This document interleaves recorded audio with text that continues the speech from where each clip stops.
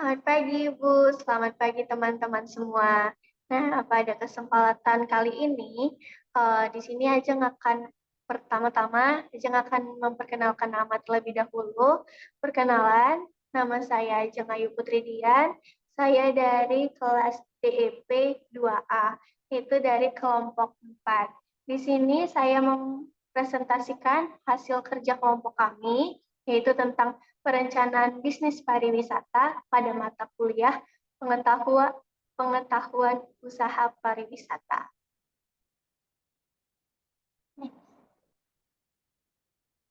Nah, sebelum mulai nih, ada pantun terlebih dahulu. Pertama, orang penting berangkat berangkat pergi. Gayanya keren seperti marmut.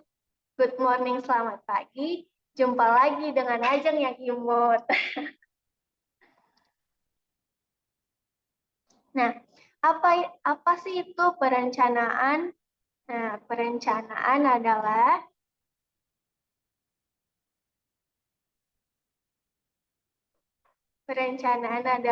proses merencanakan atau merancang langkah-langkah atau strategi untuk mencapai tujuan tertentu. Nah, perancangan biasanya dapat dilakukan di berbagai bidang seperti bisnis, pendidikan, teknologi, dan pemerintah.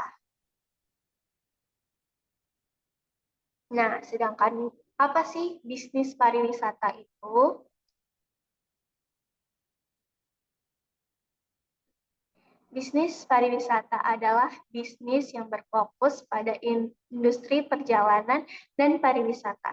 Nah, biasanya bisnis pariwisata ini mencakup berbagai jenis perusahaan yang terlibat dalam industri pariwisata, seperti perjalanan, termasuk juga apartemen maskapai, hotel, penginapan, restoran, tempat wisata, serta menyediakan layanan transport lainnya.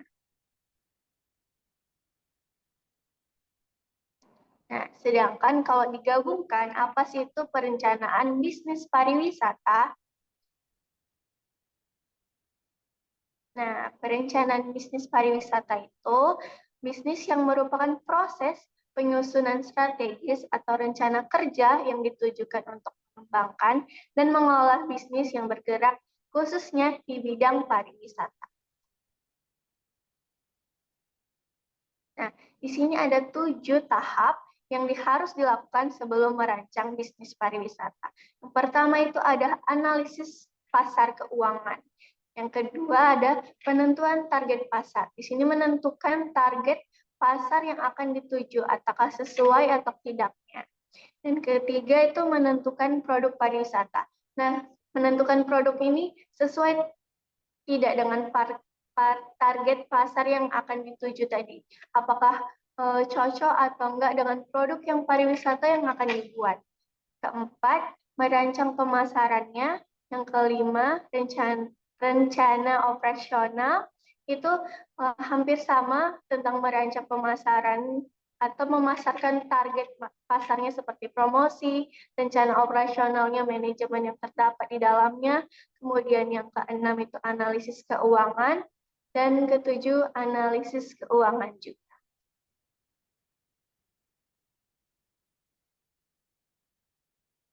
Nah, untuk apa sih bisnis pariwisata itu dibuat? Nah, tujuan utama bisnis pariwisata itu dibuat untuk menentukan kebutuhan atau keinginan wisatawan. Kemudian menarik wisatawan untuk mengunjung tempat yang ditawarkan. Menjaga, melestarikan, dan keindahan budaya supaya dapat dikenal lagi oleh wisatawan negara dalam negeri ataupun mancanegara. Kemudian menyediakan pelayanannya dengan baik sesuai dengan SOP yang telah uh, ditentukan. Kemudian memberikan pengalaman wisatawan yang unik dan berkesan yang sebelumnya tidak ada di tempat tinggal para wisatawan tersebut. Kemudian meningkatkan pendapatan dan keuntungan perusahaan pariwisata. Di sini juga dapat membantu sektor-sektor ekonomi yang ada di tempat pariwisata tersebut seperti masyarakat yang ikut keterlibatan dalam mengelola tempat wisata tersebut. yang dampaknya dapat membantu perekonomian mereka. Kemudian meningkatkan kesejahteraan dan perekonomian masyarakat. Itu tadi yang sudah saya sebutkan, karena pariwisata ini adalah sektor paling utama untuk menunjang atau membantu perekonomian masyarakat maupun.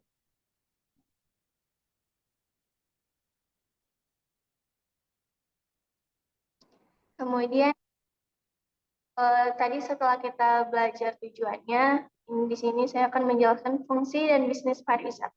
Yang pertama, menyediakan produk dan layanan pariwisata. Nah, contohnya itu tadi seperti tiket, akomodasi, pasar tur, transportasi, dan kegiatan pariwisata yang lain. Kedua, memasarkan tempat pariwisata. Di sini bisa melalui pemasarannya melalui sosial media, situs web, dan iklan. Karena banyak sekali tempat pariwisata yang sangat terkenal atau booming viral itu melalui sosial media, sehingga dapat menambah juga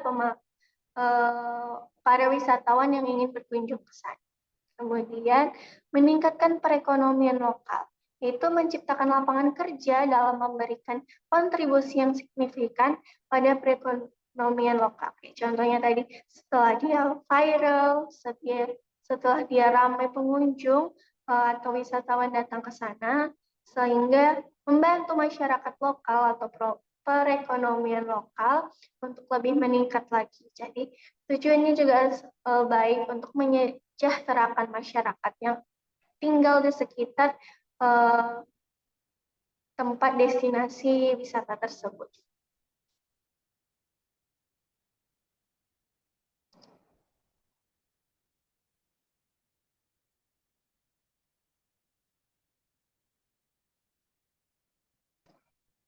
Nah, di sini juga ada bentuk-bentuk para wisatawan, bentuk bisnis para wisatawan. Itu menurut asal wisatawan itu dari luar atau dalam negeri, dan kemudian menurut dampak perencanaan pembayaran itu dari membawa mata uang asing yang dari wisatawan asing itu ke lokal atau ke dalam negeri, kemudian menurut waktu itu menimbulkan pariwisata jangka panjang dan jangka pendek. Jangka pendek itu lama tinggal para wisatawan. Kemudian menurut jumlah wisatawan menimbulkan istilah pariwisata tunggal dan rombongan. Itu seperti para wisatawan yang solo trip atau backpackan itu contoh para wisatawan yang tunggal, sedangkan yang rombongan itu seperti berwisata bareng keluarga atau tur sekolah, ataupun rombongan-rombongan yang lainnya. Kemudian, menurut jenis transportasi. Menurut jenis transportasi, menurut jenis transportasi dibagi menjadi pariwisata udara, pariwisata laut, pariwisata kereta api, dan pariwisata mobil.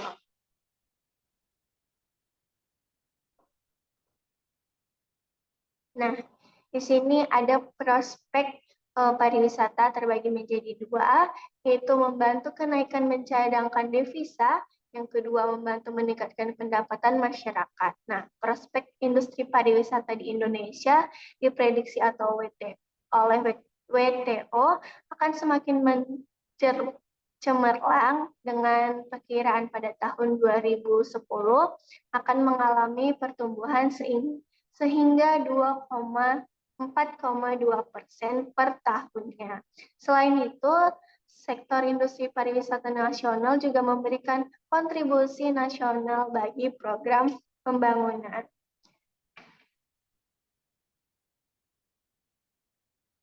Sekian presentasi dari saya. Jika ada kesalahan kata, saya mohon maaf. Sebelum saya mengakhiri presentasi pada kali ini, saya ada pantun nih, yaitu kami ada pantun pada slide PPT kami pada hari ini, yaitu bukan lebah, bukan singgung, mungkin kancil, bukan lutung, Jangan marah, jangan tersinggung. Ini presentasi bukan manggung. Terima kasih. Selamat pagi.